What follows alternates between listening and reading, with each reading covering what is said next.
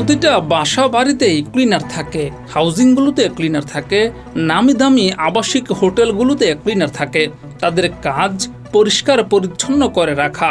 পুরোটা দিন কিংবা দিনের অধিকাংশ সময় তাদের কাটে পরিষ্কার পরিচ্ছন্নতার কাজেই।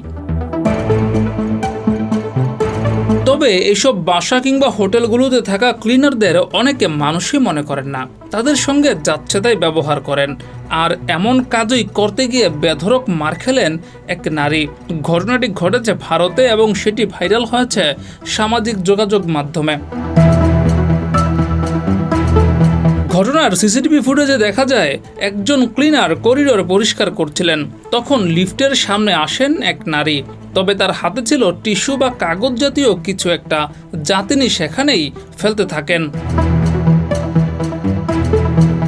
এরপর নারীকে ওই ক্লিনার অনুরোধ করেন যেন এভাবে যত্রতত্র ময়লা না ফেলে, কিন্তু নারী তো নাছোড়বান্দা।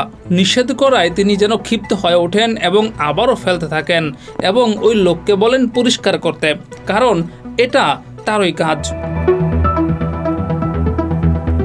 এরপর দুজনের মধ্যে কথা কাটাকাটি শুরু হয়। এক পর্যায়ে নারীটি সজোরে ওই ক্লিনারকে চড় মারে। ব্যাস, এরপরই ক্লিনারের তাণ্ডব শুরু হয়।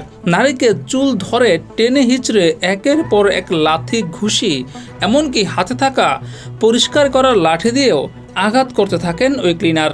নারীকে টেনে হিচড়ে দুই পা ফাঁকা করে গোপনাঙ্গেও লাথি মারতে দেখা যায় ওই ক্লিনারকে।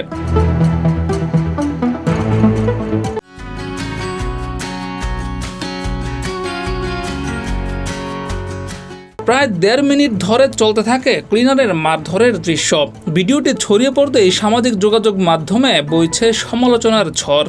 অনেকে বলছেন নারী দোষী, সে যদি অহংকারী না হতো তাহলে এমন ঘটনা ঘটতো না।